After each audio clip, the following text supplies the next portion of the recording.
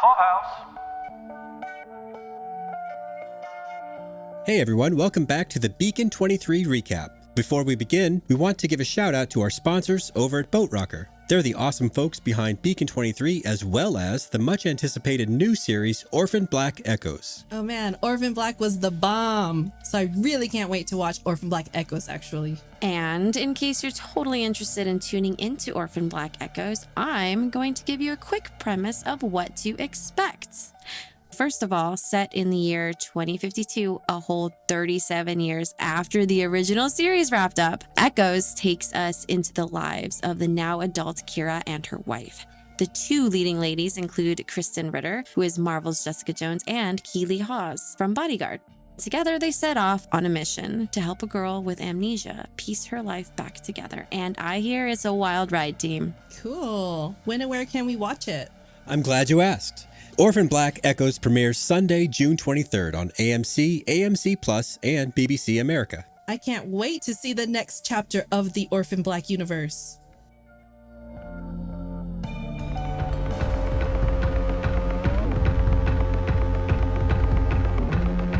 Today's Beacon 23 interview is brought to you by Boat Rocker, producers of Beacon 23 and the upcoming series Orphan Black Echoes. Today we have with us showrunner Glen Mazzara. Thank you for joining us today, Glenn. All right, thanks for having me. Gabby, why don't you take the first question for Glenn? Alrighty, so you've previously elaborated on your experience as a storyteller, and you said every story feels like the one, every piece is complete and special, and when it's gone, the next piece becomes your love. So that said, Glenn, I wanted to know, is Glen Mazzara a romantic? Because it sure sounds like it. Yes, I have to be a romantic. I'm a storyteller, so I'm always, yes, I think that's just part of storytelling. You're always optimistic that this is going to be the one. So I think that's just part of my nature by default, yes. Okay, so then looking back at yourself and that romantic nature, is there some part of your childhood or anything where you can look back and say, that was when I knew I needed to become a filmmaker? That's interesting. I would say that, yeah, there were a couple of key parts. You know, I remember like the first day I came home from school, you know, I guess kindergarten or whatever. I just came in the house and my mom said, "What happened today?" And I said, "Oh, I went to school," and I just walked off. And she said, "Well, when your brother and sister come home, they always tell me what happened." So then I proceeded to tell her every single thing that happened in my day, right? and after about 15, 20 minutes, she said, "Okay, this is really boring. You need to learn how to tell a story, and you just go to the good parts." You know, and I was like, I don't know, 6, I guess at the time or whatever. So I was like, okay. So then every day when I would come home, I would chat with my mom, and this was a way we bonded, and I would tell her the things that happened during the day. I always loved reading, and I loved stories, and then I started writing little stories, and I started drawing little comics and stuff like that. And at one point, I thought, I'm going to be a film director, but I only wanted to make Bugs Bunny cartoons. That was like going to be my specialty. But I didn't know you made new cartoons, so I thought you just made the same cartoons you had seen. I didn't understand how it worked, you know?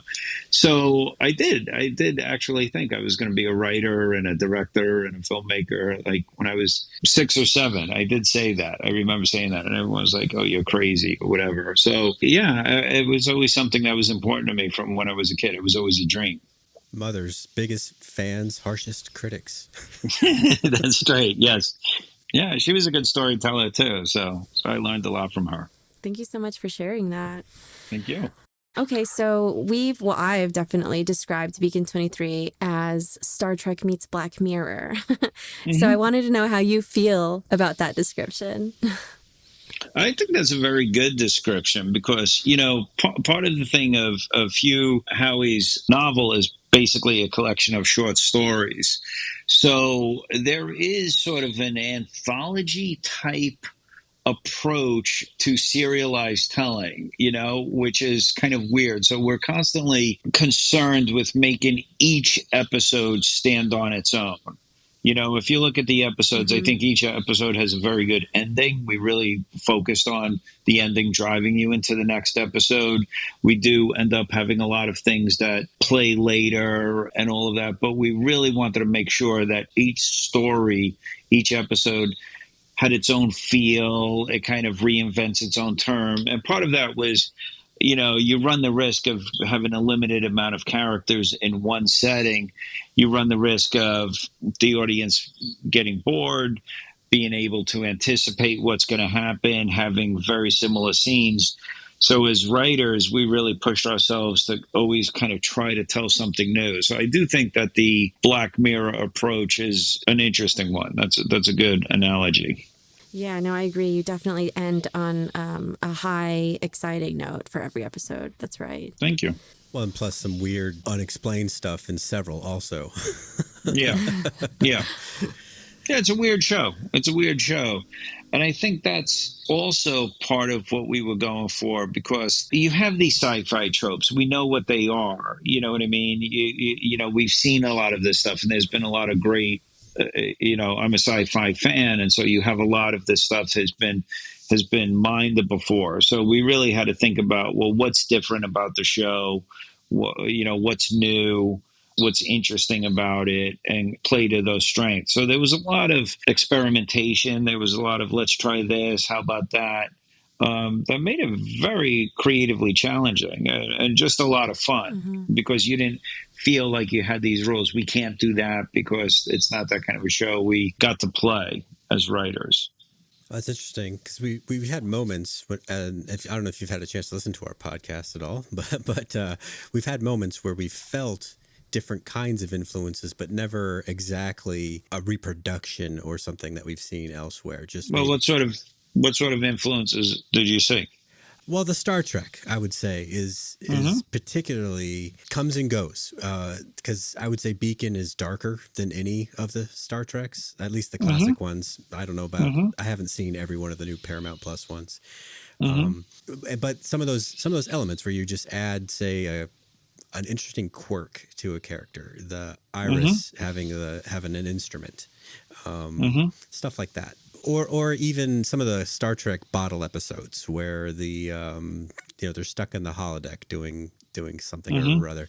I have gotten that sort of feel in a couple of the standalone episodes, or the Harmony episode in particular, from this season. Not to say that it's any kind of, like I said, a reproduction of that. Just like I feel like a kinship with those stories. I'm a huge Star Trek fan. I love Star Trek. One of the things I wanted to do, though, is that Star Trek it feels very within the world of Star Trek, within the universe of Star Trek. A lot of those folks know what's going on. Okay. A lot of those people have a lot of the information. So in our world, our characters never really know what's going on. I mean, Halen is, obviously he's not really a beacon keeper when we meet him. We think he is, but he's terrible at his job. I mean, people are not very good. People don't know what's happening on the other side of the universe. A lot of this has to kind of come from the idea that, of the pandemic, dealing with isolation and just the surreal quality of the world falling apart like it was. And we were constantly, trying to connect with each other, say, what's going on out there? What's the latest news? Have you heard? So we're trying to capture that. And yet people try to, someone like Iris is trying to organize her world. So one of the things we did was try to, Star Trek is very clean. The hallways are very clean. It's a military, it's a naval experience, let's say. Right. This, we wanted it to feel more like this is a lighthouse. This is a forgotten outpost. And as you see more of season 2, the Beacon has a personality. It feels more like a Gothic castle. It feels more like a broken down home that someone's living in. It kind of feels like a cabin. Imagine your car breaks down and you go to the you're walking through the woods and you find a creepy cabin. We wanted it to feel like that. So we definitely did talk about Star Trek. And I think knowing Star Trek so well, I said, okay, how can we make it feel more lived in a personal level than, say, Star Trek, which is really kind of a world that is shaped by these institutions. This is more of an individual story, a story of individuals trying to find their way. I'm glad you said that about the cabin. I've been trying to convince my hosts that the ghost ships are the coolest concept in the world for storytelling and real life, should you happen to find a ghost ship. And Right. and I haven't got much traction with them in terms of support. But Wait a minute, you mean me? yeah, man, you're like, yeah, That is whatever. a lie. That is a lie. I am on board with that 100%. But we can trash Inez and what she thinks, maybe, It but must that's not me. be- You're not talking about It me. must be Inez who I'm perceiving as not supporting that idea. Okay, so I think you kind of answered this next question, but if you wanted to elaborate a little more. So yeah, we did notice that you had recurring themes, including trauma, isolation, compassion, and Yes. forgiveness. And so say we were writing a research paper on Beacon 23. Is there a takeaway or message that you wish that your audience would take away from your story? Yeah, the entire season 2 hasn't played out, but I think this is that a lot of science fiction is about somebody, to me, trying to gain supreme power so that they can subjugate other people. Okay, so we'll have a war. So aliens might fight a war, and we're going to try to establish supreme power, And I think it's messier than that. It's more of, for humanity to survive, it's about coming together as humanity. It's about people kind of, with all of their faults and mistakes and traumas, they still need to connect and hold each other up and hang together. And that's how people survive. People need each other to survive, no matter how desolate or how oppressive the environment might seem. Okay, nobody can go it alone. And I think you see that. I think you see people trying to go it alone. And whenever someone does in our show, it doesn't work. They get left behind or they fail. And so really it's about union and unity. And I would say that's not a very succinct takeaway, but I think it is that no one can survive alone. We need other people. That kind of leads, that does lead to this other question that I had. Other sci-fi shows portraying the future tend to lack that explanation regarding the cultural evolutions humans have experienced. However, I personally find that this is not the case with Beacon, and you explained it because, so far, if you're to me, your characters appear to have a backstory and depth, which does tie them to like a humanistic theme, and basically you bridge like the sociological gap between the time periods. So the present time and Beacon time. I'm not left wondering how anyone became the way they are, because they do all still appear human, and basically they have the same issues that any human would have. And so my question was, was that intentional? Yeah, I think it is. It's something we spent a lot of time talking about, that this is about in a world of where people are isolated or, on the edge of the galaxy. That to me is terrifying. You're all the way out there. So, yes, maybe these people can physically survive by themselves, but they end up coming together or they need each other. They have an innate need to be together.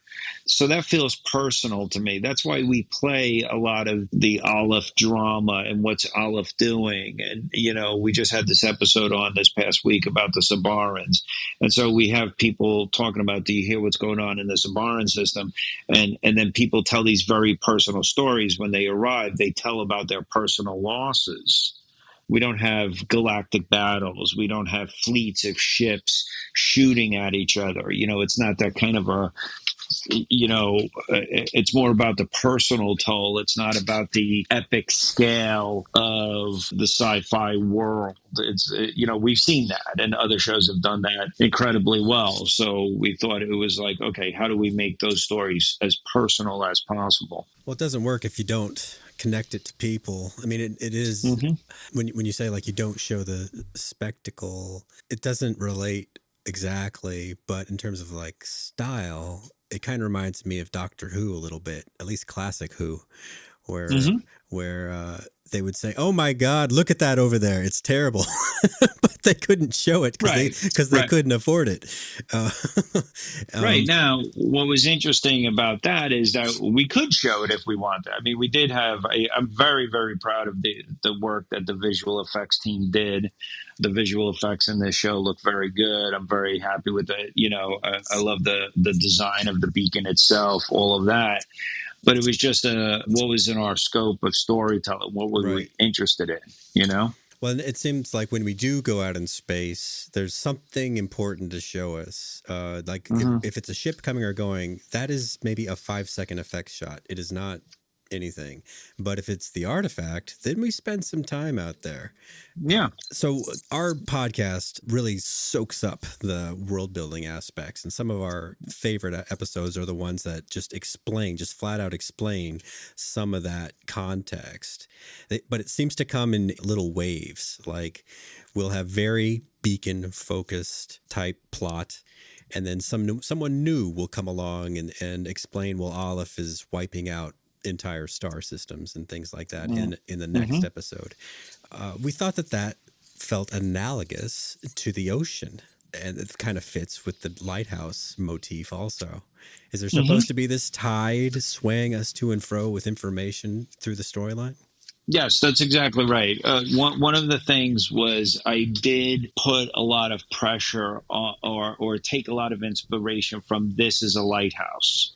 Okay, so if you look at, say, some of the idea that we have this dark matter around it, and if you look at the map of how they track the dark matter, it looks like a weather map.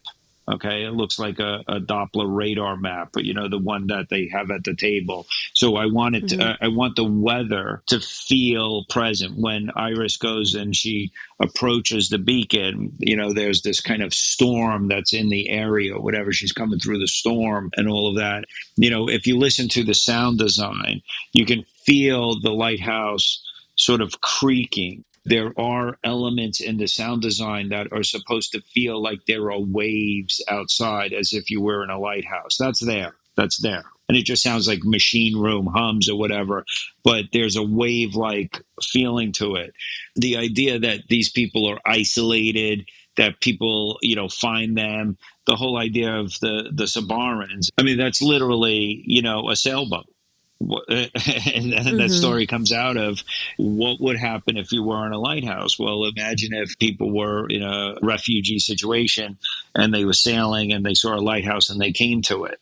That's something that is very plausible. And you'll see this all the way until the last shot of the season. You'll see that there is a science fiction nautical, without being too heavy-handed, but there's an inspiration there that'll play throughout. So the original concept of it as a lighthouse, and also being a lighthouse or a beacon keeper, tending that, taking that responsibility seriously, that's something that the Barbara Hershey character in episode 1 took seriously. I think Iris takes that seriously.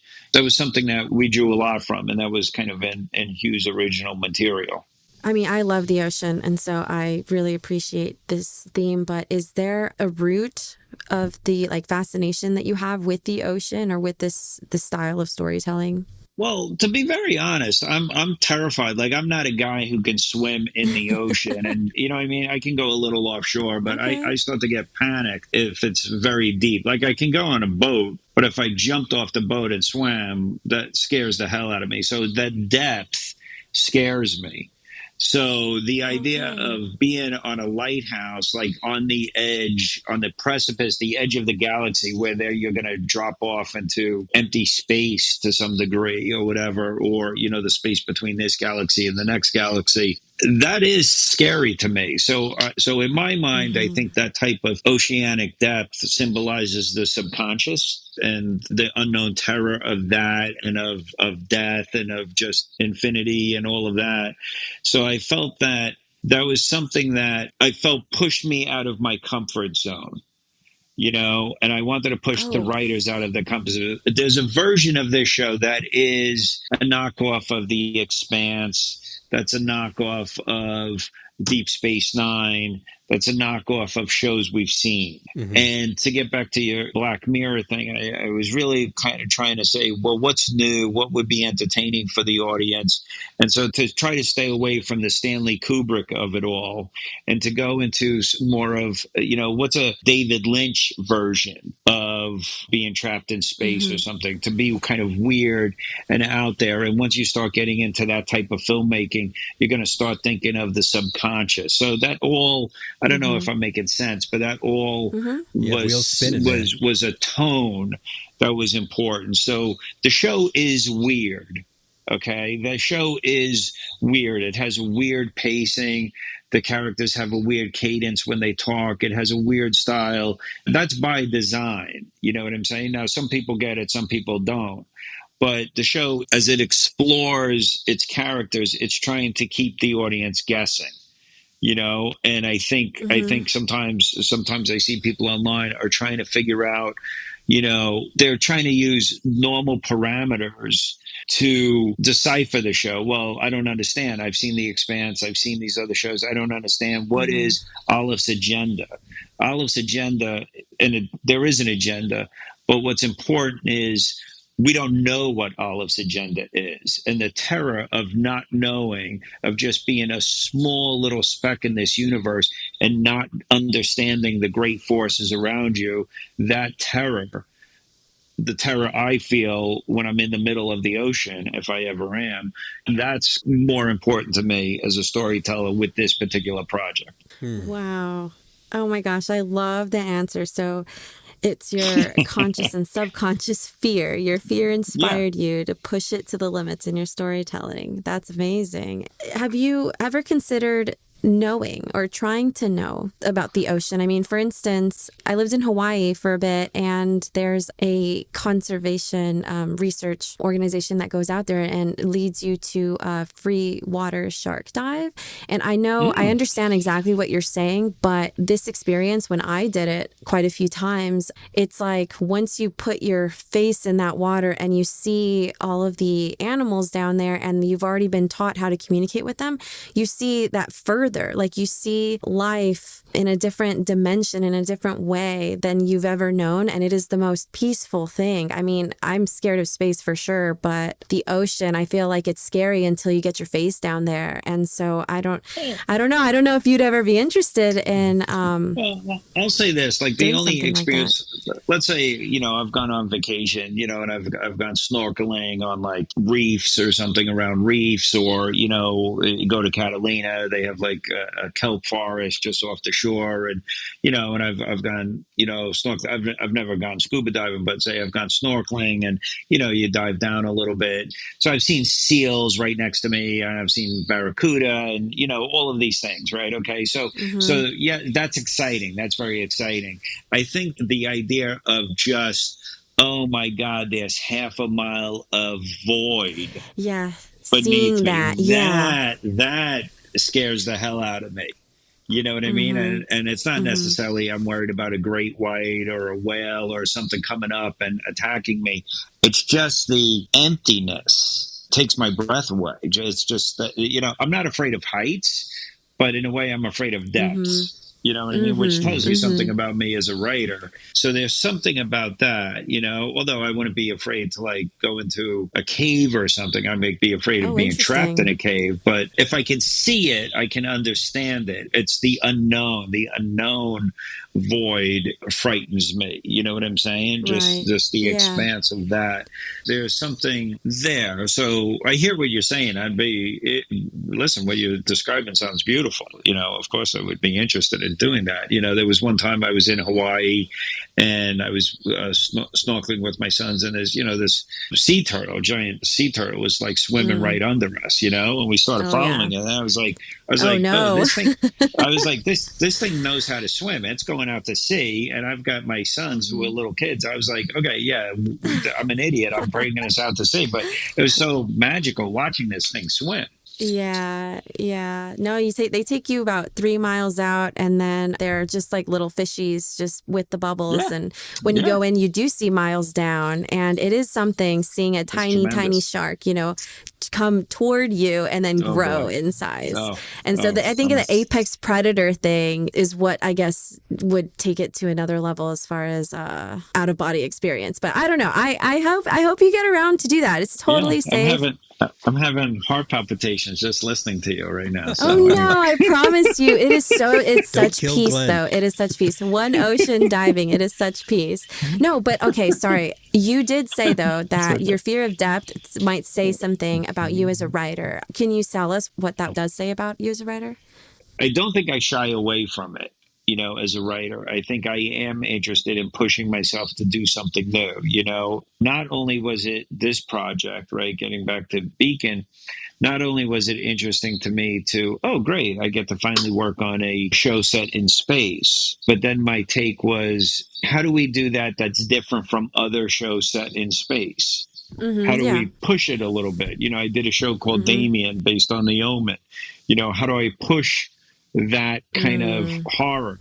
When I was doing Walking Dead, how do we push that so it doesn't play as, at that time there were really only about, I did a count, at the time I was doing Walking Dead, I worked on the first 3 seasons. There were only about 25 to 30 zombie movies that it was a much smaller canon than it is now. Okay.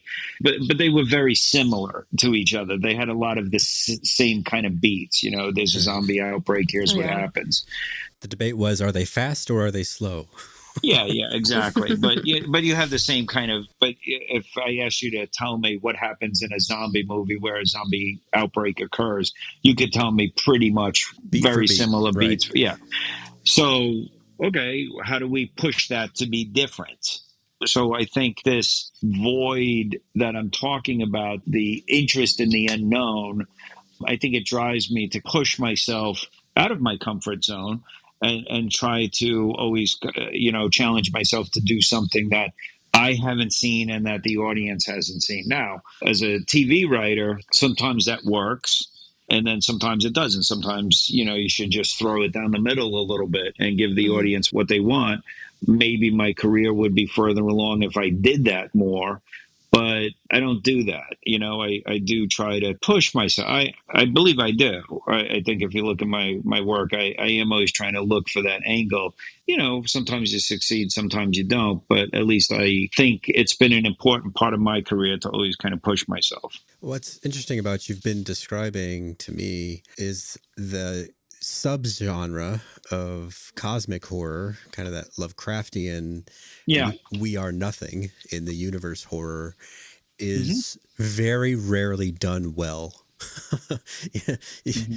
Where you said that you could point to 1,000 zombie examples now, you can't point to that many cosmic horror examples. No, you can't. I'm not sure exactly why. It must be very hard to do, at least in a way that people buy. And I would say that we had moments of horror, but I took over as showrunner. Zach Penn was the original showrunner. I didn't reinvent the show.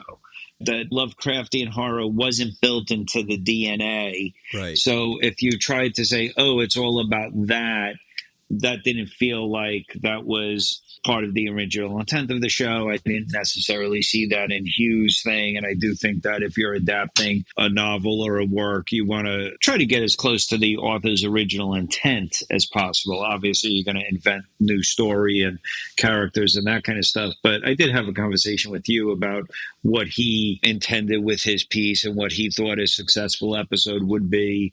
And I think we were on the same page. So I didn't mind injecting horror into the piece, but I couldn't embrace it full out because it wasn't really in the original DNA. What you said about the quasi-Lynchian approach combined with just a pinch of Lovecraftian horror provides a different lens than I'm pretty sure most viewers have been utilizing up to this point. Because like you're saying, I think there might be some amount of people tuning in looking for Deep Space Nine, for lack of another example. And what we're getting here, I'm starting to understand that there might be weird for the sake of weird in some spots.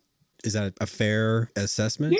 Yeah, I think, I mean, hopefully it fits with the character and the story you're telling. But, you know, I definitely said to the writers, like, okay, well, what's strange about this? You know, what do we want to go to? I didn't feel the need to get to two warring factions, you know, having a civil war over the universe and somebody's got to get some magical item and use that to defeat the other side or something. I felt like I had seen that kind of show, you know? Right, yeah. Oh my God, I love that. The galaxy in Beacon is mostly described as a state of decline and oppression from Aleph. Getting back to that sci-fi trope you mentioned about the Empire subjugating the galaxy. It seems that in the show, people everywhere are doing their part in the resistance, and we find revolutionaries in all forms and levels. So what inspired this concept? Usually in a sci-fi trope, you have the haves and the have-nots. We see this a lot.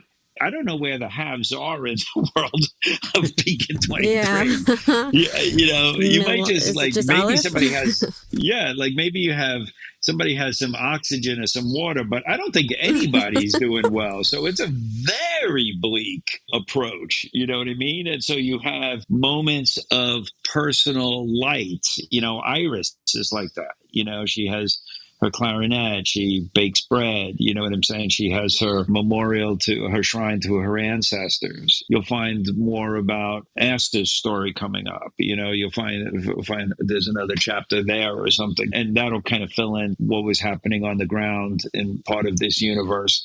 But even to humanize that, we did, you know, have the thing where you had Milan's backstory. Milan becomes Aleph, but then we sort of explored his backstory, you know, when he meets Barbara Hershey's character in season 1. That was written by actually our script coordinator. That's a writer's assistant position, a guy named Matthew Wagodny. It was his first professional script. And I just thought he did a beautiful job with that, you know, but we really, as we were putting together the season, we wanted to know more about Aleph and how this works and what he was going for. And I think to humanize Olive's quest, we had to know who he was as a human. Otherwise, it just felt like he's the big bad or something. So we added that story and filmed it late and moved it up in the run of season 1. I was very happy with that story. I thought that was a beautiful episode. Oh my gosh, yes. I was crying. That's my favorite one. Thank you for letting that happen. Thank you. That's amazing. Thank you. Talking about those sci-fi tropes, you decided to embrace AI in a world of today that is not sure what to do with AI, and you expanded beyond the usual Skynet-derived tropes of humanity's destruction at the hands of our own creation. So how did you decide to just jump over that barrier and say, actually, AI can be helpful once we get over this part we're in right now?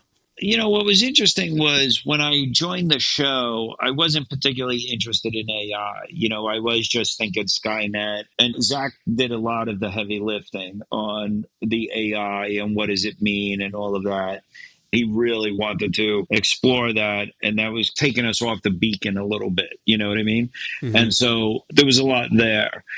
What was interesting was, so by staying on the beacon, we really kind of had to push into the humanity of it all. And I thought Bart was a terrific character, and then Harmony and Natasha Mumba, who plays Harmony, did a fantastic job. So in season 2, we realized let's play to our strengths, and she just, carried the day a lot. And then we had this interesting character of Dev coming in, and he was a different form of AI. And so it was a process of discovery. Now, after the show was shot, then we were in post, and at one point I went on strike with the Writers Guild, and there was a lot of discussion about AI in Hollywood. There sure was.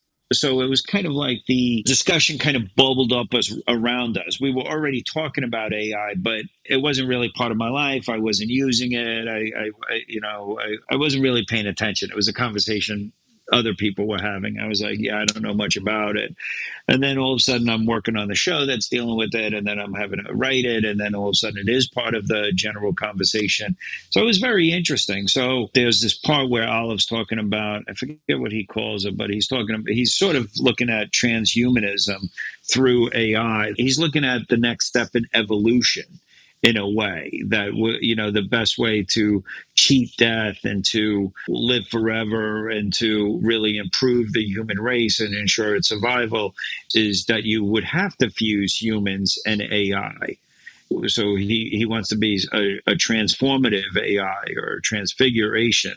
That was something that I think was interesting, and we were kind of talking about. So to put that out there, because in that, the human is still using AI as a tool to what? Adapt and become better suited to survive in the environment of the wilds of space. Okay, the usual Terminator trope is always that the humans can't beat AI, and so therefore they're just going to be either eliminated or enslaved. Mm-hmm. Right? That's what happens in the Matrix. That's what happens in Terminator, and the fight continues. But AI is a tool. So is there a way to do that? And, even Bart taking his own life in season 1, the spoiler, is still saying that the AI is always in function to the betterment of humanity. So again, what is the usual sci-fi trope? It's the Terminator trope. It's a Matrix tropes.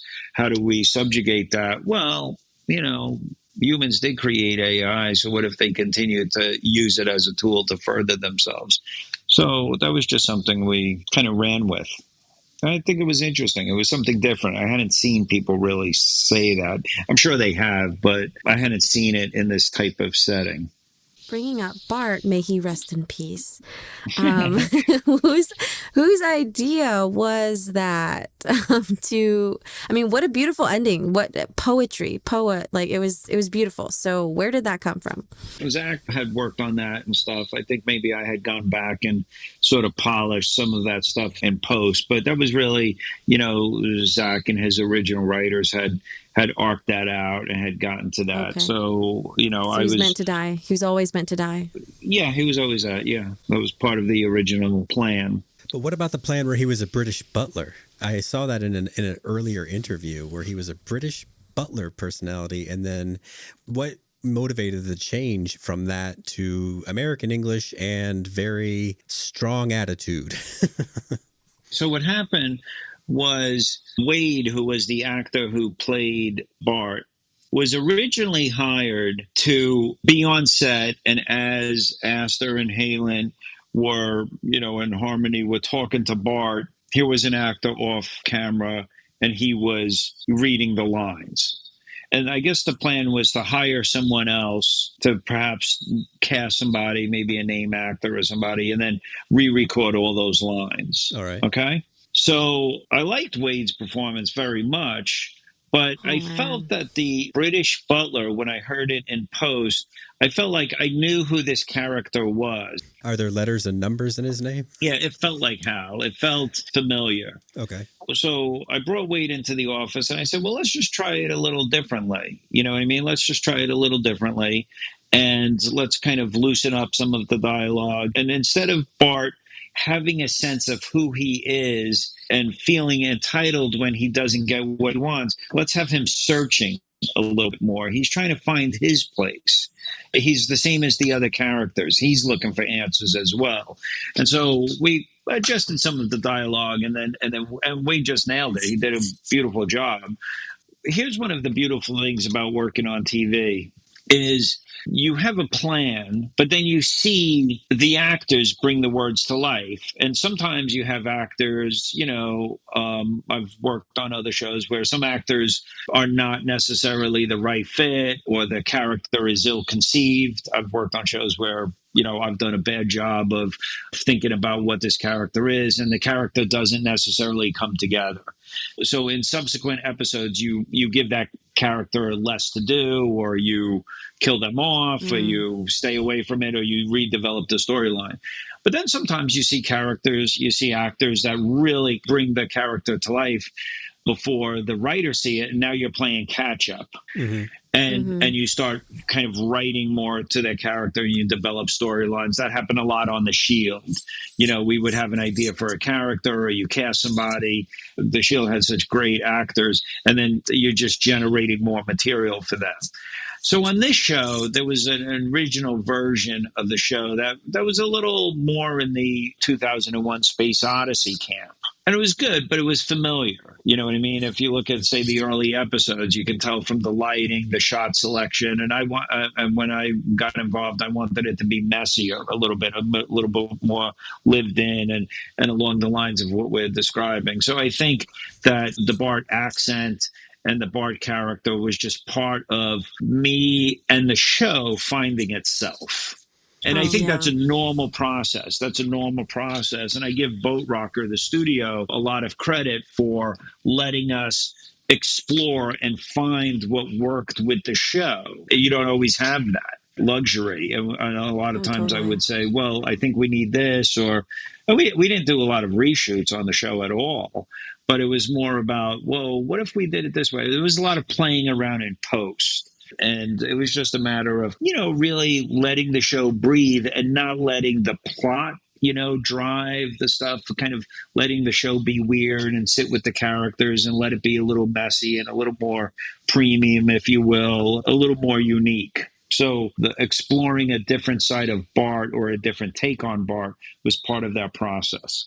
Well, by the end of Bart's time on the show, after revealing his backstory and all that, you managed to squeeze a lot of pathos out of that floating box. Yeah, right. Yeah, I thought so. Even say the floating box. When we first, like think about the sound design with Bart. Because there's a version, the way that the lights blink and all of that. When I first saw a version of Bart, he sounded very R2D2. And I was like, okay, it needs to be a little more broken, a little further down. We kind of dropped the pitch and stuff, and sort of had to find his own voice. So that was part of the process of this show. And it was a lot of fun. And really, I have to give a lot of credit to the entire post team, because I was always like, how about this? How about that? Let's try this. Let's try that, until we found something that was uniquely Beacon, if you will. It's like there's a touch of like overdrive or something. That adds a little bit of distortion, not a lot, just a little, that makes him very urgent whenever he speaks. Exactly. Oh my God, I love that you did that. No, that said, though, after Bart, again, may he rest in peace, Harmony, she is my main squeeze. So you did mention before in previous interviews that Natasha Mumba shaped that character in a way and made it her own. And again, we're very grateful that the production allows you guys to be creative in this way. So can you tell us some of your proud Harmony moments?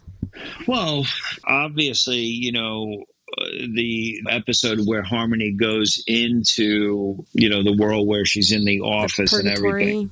Yeah. That was written by Sarah Nolan.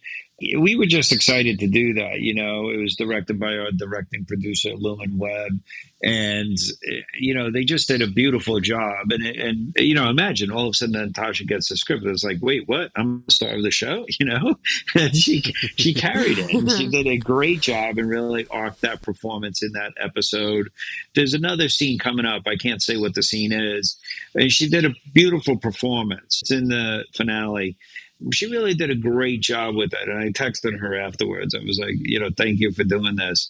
She was really just a pleasure to work with. Always a pro, and just did a fantastic job. So to me, that show, that character of Harmony becomes the heart of the show, because she just cares. And in a way, she doesn't have to care.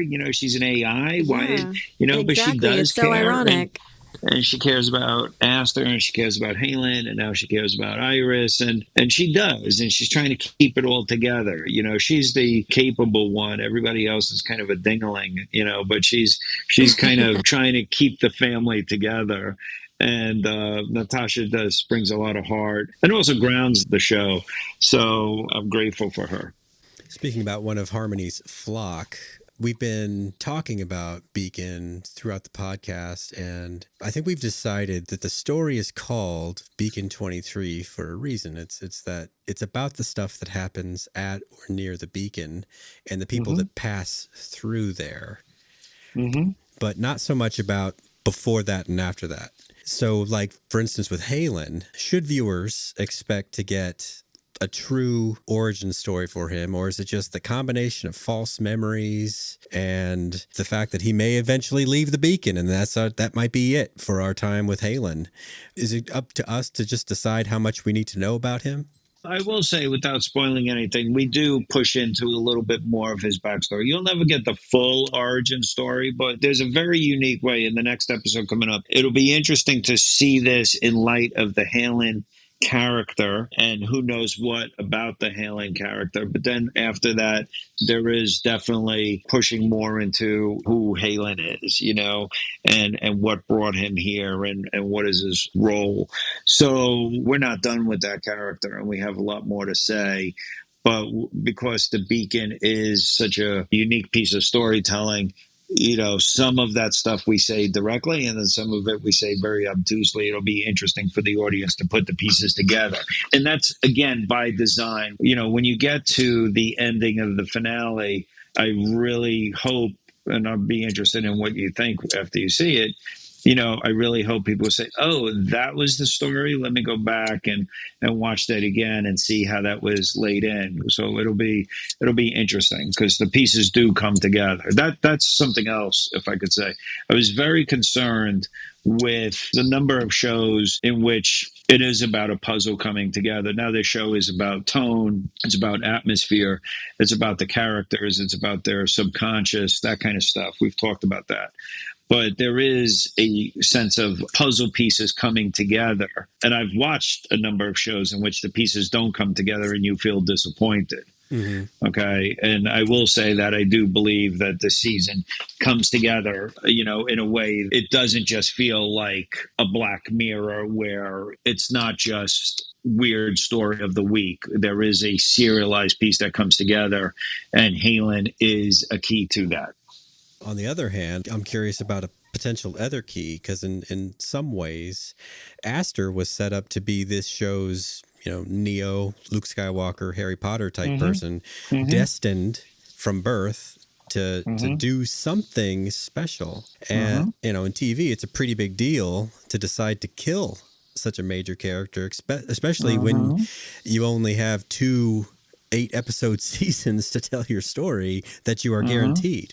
So how is it decided to kill her off? Or is it that Halen is actually the special one? Or is it that you got these keys that you're talking about that need to come together? I'm going to say it's all of the above, and let you watch the season, and then we could have another conversation. Yeah, I can't wait. Fair enough. That was a pretty specific ask. Yeah, I'm gonna have to punt that, because again, there are still keys. The Aster story is not over. If you watch this coming week, you watch the future weeks, there's still the Halen, Aster, Harmony, Beacon 23, those pieces are all still there. There's still new information to find out about everybody and how those pieces fit together. So what you think you've been watching to date is not necessarily what you've actually been watching. So you have to go all the way to the end. That said, I wanted to talk about Dev. They seem to be a mystery component in the series, and Dev's role keeps me on my toes as this chaos agent. And I do think I keep up with the storylines pretty well, but Dev is a character that I just don't really expect to show up. And so, that said, in attempts to understand Dev, is their role meant to be the antithesis or foil of Harmony? Dev was created by Sarah Nolan for the episode in which Harmony slips into the netherworld, right? The office space, okay? And then the actor who plays Dev did such a phenomenal job that we were like, well, I miss Dev. I want to bring Dev back. You know what I mean? And so I mean, we just love Dev. And I wrote some scenes for Dev. Other people wrote scenes for Dev. And that is just a character that was just a joy to write. We didn't know what Dev's agenda was because there's something mischievous, just something weird, something surprising, something intriguing about Dev that we just liked Dev kind of coming and going as, you know, a figure that we would always ask, well, what's Dev up to? What's Dev's attitude on this? You know, that kind of thing. So Dev is, you use the term chaos agent, and I think that's right. I haven't really written a character, but, you know, Dev is a bit of like our Joker, if you will. You know what I'm saying? Right. Just kind of showing up to stir things up. So just a joy to write. We kind of wondered if they didn't enjoy having an imprint, would they just bolt? Because it seemed to be built up in their mind, but it's sort of a situation of being an indentured entity to another person. So would they feel pretty let down by the experience? They might. I think it would depend on who, you know, but I think Dev is not necessarily, let's say, you use the term monogamous or something. I don't think Dev would necessarily, you know, imprint for life in the same way that Harmony would with Aster. I think Dev is an interesting, insatiable character, you know. So yeah. So I like that, and I think that's very, very different from the type A by the book personality of Harmony. It's fun to see someone else who's, you know, another character who has a very different approach. You know, for someone who says that they're afraid of depth, you are pretty addicted to mystery. I like it. No, thank you. So, who then would you consider the front runner of the show of season 2? Halen and Aster seem to take the cake last season. And this season, I think I expected it to be Harmony, but we're halfway through the season. There's a lot of introductions to new characters. So would you say there's a main character and who you would consider supporting characters? Halen is one of our main characters, but I would say Harmony. I think we're safe to say Harmony. I still think we have a lot to. There's still a lot of story to do with Harmony, and I would say follow Harmony. We were opining on our last podcast that Iris and Halen have convinced themselves that they're so much better being loners, that they're also talked themselves not into being very good leaders.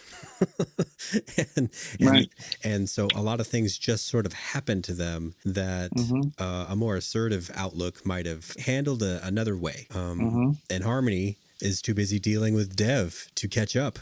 So when we ask like who's kind of, I guess, running the show on the Beacon, we're wondering because Halen is so in his head right now. He is, but I would also say that, I don't know, are you getting the sense that Harmony is not paying attention to Halen or Iris? I feel no, not at all. Just she was connected to those. Just the Dev is a big deal right now too. Yeah. But I feel like she's trying to cover all bases and stuff. So she sort of has, you know, emerged as who we're focusing on here. But Halen, again, we still have a lot of Halen story to tell in the next few episodes. This one's a little bit random. I'm sure you know that the letter A, the first letter in Arabic, is Alif. And so I wanted to know if Alif's name came from that or was inspired by I think it was. That was a Zach choice. Yeah, I do think that's right. Yes. Okay, yay. Very obvious, but I'm just really happy to have that confirmed. Okay, so just quick high, low, high, like high point, low point, high point. From the production standpoint, can you name 3 moments or experiences that you could share with us that were a high, a low, and high? My high point for season 1 was when I watched. I really worked with an editor named Erin Deck. Okay, and she pulled together a lot of season 1, and she was really someone who was by my side and helped me find the show in the material. And she did a beautiful job of cutting episode 4, the Barbara Hershey episode. And there's a scene in which Barbara and Milan are sitting on the floor and they're just talking. And it's a very well written conversation by Matthew Wagodny. And when I watched that, I just was like, there it is. That's the show. That's beautiful. I was really emotionally tearing up as I was watching that conversation. I thought it was the second episode directed by Erskine Ford, who was one of our ADs. He did a beautiful job there. The actors did a terrific job. Eric Lang played Milan. And I just thought it was one of those moments in my career where I'm just watching the movie and I'm emotionally affected. And I'm just like, yeah, that's, what we came for. So I was very, very proud of everybody of their work on that. The low was, I'll admit, the low was on May 1st of 2023, where I pulled everybody together on a Zoom. And I said, it is conceivable this is my last meeting with you, that tonight the Writers Guild may go on strike. That strike might last a week. It might last a month. It might last the rest of it. And maybe I'll never talk to any of you again because you might get the show in the can without me. And I trust you to trust yourselves, okay? In all seriousness, no disrespect to this, but, it was a Canadian production, and Canadians are wonderful people. Okay. You know what I mean? And they're very, very collaborative and very, very polite. And I'm from New York, and I can kind of be kind of I won't say a challenging boss, but I make decisions. I'm a showrunner. So I said, okay, you're going to have to make a very complicated show really without a showrunner. So have opinions, step up. But it was really heartbreaking because I felt like I was saying goodbye to these people, in a way that I didn't want to, and I wasn't ready to yet. Okay. And of course they called the strike and I walked off the show. I had to. And that was a low. That was very hard for me because I was so emotionally invested in what we were making, and I felt I wasn't going to get to see it. Well, fast forward, 5 months, and I got to come back and I got to watch the show had come together in my absence. So a lot of the sound I had prepped, I had spotted. It's called spotting when you go through an episode and you talk to the composers and you say, this is what I think the music should feel like at this spot or that spot. You do that with sound, you do that with color, that kind of stuff. And it kind of came together. It was beautiful. Everybody, all of the visual effects, most of it had been done. And so then I got to sit and I got to watch the last episode. And the last episode, I really, really wanted to stick the landing, and it does stick the landing. And when you see the last shot of the episode, I was like, there it is. And they just did it without me, and they all kind of worked together as a team. They worked beautifully, and I was just so happy. I was just so happy that the baby was delivered, the baby was in good hands, the baby was healthy, and I was just very proud of everybody. So that was a real high for me, and it made it all worth it. So that was really the second high. Yeah. Oh my gosh, what a beautiful experience. Had something like this ever happened to you? No, not like that. I've been fortunate to work on shows, and when you wrap a season or you wrap a pilot or it's always hard to say goodbye to people. But this one, it was also the anxiety of a strike. It was, what's going to happen, that kind of stuff. And, and of course the strike is stressful.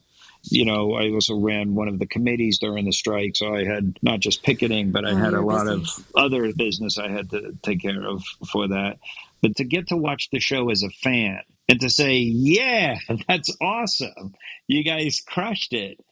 That was unique and just a lot of fun. And I'm grateful to have that experience. And I just thank everybody who worked on the show because they busted their asses. And I think it shows. I think they delivered. I am very proud. I think the music is fantastic. I think the sound design in this is off the hook. I think the color, I think the show looks beautiful. And these are little details that a viewer should not notice. Okay, you should just be immersed in the story and not notice the craft of filmmaking. But this show has a very, very high level of craft. It really does. The editing, the sound, the music, without fault. This has a very, very, very high level of craft. Well, we definitely notice and we love it and talk about it. So well, thank you. No, thank you. And thank you. Podcasters. Well, you brought this up, but podcasters. But so can you tell us actually some other movies or series that emotionally affect you? I want a little insight. Who are you a fan of? This is funny you asked that. So I'm actually in a writer's room now with other writers. And we were together the first week, and I was talking about the MASH finale. Okay, the MASH series finale. Oh my gosh, right? yeah. Okay, yeah. And I don't know if you've seen it. Oh, I know that one. Yeah. But I watched it when it was on. Okay, I think it was on in 1983. So I was a kid when I watched it. And it blew me away. And here I am 40 years later talking about that show. And I got tearful in front of my writers. Okay. I got tearful. It just explaining that. Some of them had not seen it. And I pitched it out to them. And it still affects me. And that's just a beautiful piece of TV writing. I mean, of course, there are great movies and all of that. But when I think of TV, when I think of what really affects me, that one just is burrowed deep beneath, everything. And that always gets me. I'm not going to pitch it now because I'll tear up, but I can't talk about that episode without it really affecting me. And I've actually been kind of catching up on a lot of TV. There's a lot of good stuff out there. I think there's a lot of TV that's well done, but it feels a little done by committee kind of stuff. But I mean, there's really some extraordinary things. I just finished Baby Reindeer. I thought that was very, very brave storytelling there. I thought that was really exceptional. Very unique. So, there's a lot of great stuff out there. So, I'm a fan of TV and love watching it. And now that so little new TV, or at least narrative TV, is being made, it gives you a good chance to catch up on stuff. To kind of catch up, yeah. I'm currently, just this week, I'm watching The Old Man with Jeff Bridges. Yeah. From 2 years ago. I think I saw the pilot, but I'm going back to watch it. Very, very well done. Very well done. So I'm enjoying it. You mentioned your mother being a good storyteller, and this interview has been so enjoyable. You are also so great. But can you share maybe one of those great stories that your mother told you that stood out or meant something? She was very often a character in a story. You know what I mean? So I remember this one thing that my mom did that was, let me tell you this story here's a good story about my mom. Can I tell you that? Absolutely. Okay. So I was a kid. I was not a great athlete, but I was on a basketball team. And so that we had this coach, and we had to get to the game or something. And so he said that the assistant, so he had a car, and he was like, okay, I'm going to take the starting five and take them in my car. And my friend's coming with a van, and you guys just get in the van and we'll meet you. The rest of the team get in the van or the car or whatever and meet us at the game. So he drives off. I'm probably about 10, and now I'm in a schoolyard. It's dark. I've got a couple of friends, and we're waiting for a van to pick us up. This is not a good idea, right? This was crazy that this guy left us there. So I went to a Catholic school. So we're in this Catholic schoolyard, and there's no we didn't have cell phones or anything. It was before that. So I go and I ring the bell at the convent, and these nuns answer, and I'm like, okay, well, we're in the schoolyard and it's, late, it's dark. Can I call my mom? So we call my mom. My mom is furious at this, right? My mom is furious. She puts us all in the car, like me and my friends. We put us in the car. She drives us to the school, and the whole gym is filled, and our team is playing. And my mom just walks in, and my mom was a heavy woman, and she's like, she just screams at this guy, "You, what the hell are you doing with my son, leaving him in the schoolyard?" And she just walks right across the court during the game. The entire gym stops. I'm embarrassed as hell. And she's like, "You are going to put these kids in, right?" So we were the worst kids. That's why he left us in the schoolyard. So our team was winning. Our team was winning. I don't think we played like the rest of the game. We didn't score like a single basket. It was horrible. It was horrible. Everyone's like booing, but my mom's just like, my mom was like, she was like Godzilla. She was just like, she didn't care. You know what I mean? She's just like yelling at people in the fans, like, "Shut up, stop booing." And it was fantastic. She didn't care. She didn't care. She didn't care. Oh my God. Yeah, she was tough. She didn't care. She was so mad someone did that to her kid. Yeah, she had my back. Well, she did care. Yeah, she did care, and but she didn't care. She didn't care what anybody thought about her. Is what I'm saying. 100%. Yeah. She cared about you, and that's all that mattered. I love that. Oh my gosh, what a great visual! While the game was playing. She walked right across the car, right to this guy, and this guy. You could just imagine the movie. You could just see the camera go zoom, like right on it. You know, I mean, she came. Oh, wow, yeah, she brought in a lot of energy. Oh my gosh. It would have been a great story if, like, then, you know, scored 55 points and I was great and all of that. No, it's horrible. better this way. You know, it ran the wrong way, got hit in the head with the ball, cried. Like, it was terrible. Now it's a legend, though. You're a legend now. Yeah. The day after Not that, just a the story. coach probably transferred you into creative writing. Anyway, oh my God, I love that. Thank you. Thank you. My face hurts from that. Good laugh. Glad. Thanks. Oh my God. Well, cool. Well, thank you very much. I appreciate this. Well, we appreciate getting to talk to you and taking so much of your time to get some of these deep answers. Oh, my pleasure. My pleasure. If you're happy to talk again, if you want to talk after the finale, we can do that. Absolutely. I'd love to compare notes and kind of bring it home with you.